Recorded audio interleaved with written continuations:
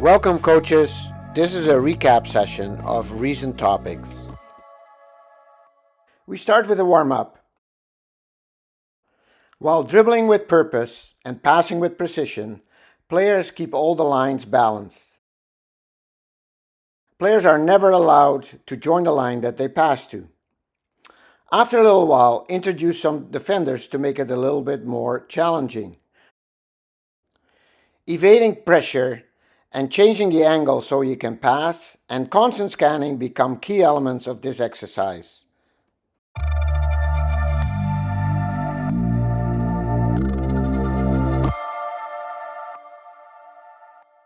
Here we're looking at a match play training exercise to work on attacking space behind the defense.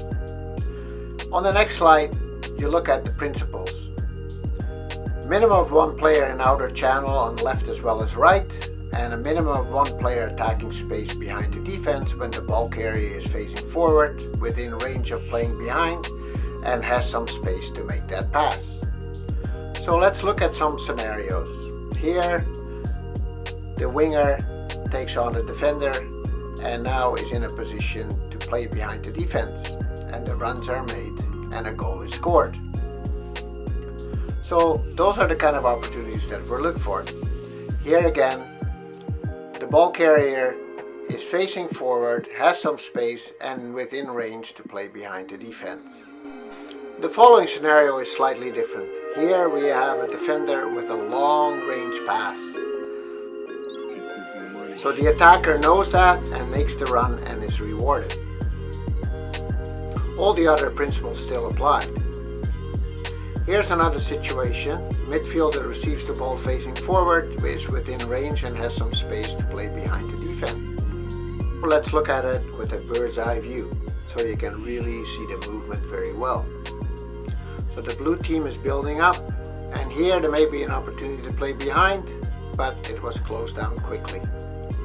So the winger comes back into play.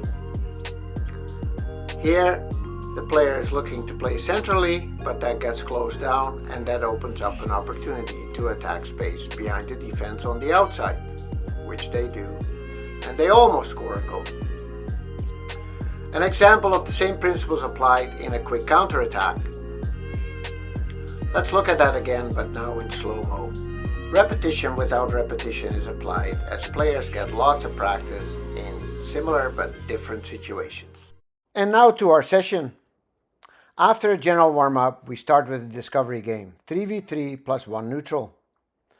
Attacking the end zone is the objective. When a team is successful, the game turns around and the same team attacks into the other direction. Set up two fields like this so players get maximum repetitions and they're not standing around. In the phase of play, also building up centrally, we restrict the defenders again to the zones. Now it becomes more complex as more players are involved. It always starts from the goalkeeper. Players from the team that is building up are allowed to enter the next zone to create overloads. The 7, the 11, the 6 and the 10 are logical choices for that. To level up, allow defenders to back check after 2 passes have been made in the zone. Finally, we finish with match play, an 8 versus 8 game on a shorter pitch to keep everything tight and goal focused. The message remains the same. Always be aware of the direct goal channel. Prioritize body shape, compact defending, and blocking shots or incisive passes in front of goal. By consistently protecting this zone, we turn reactive defending into proactive game control. Throughout this session, defenders are trained to be disciplined, aware, and brave, especially when the ball enters our danger zone. It's not just about individual effort, but collective responsibility. Block the shot, deny the pass, protect the heart of your goal.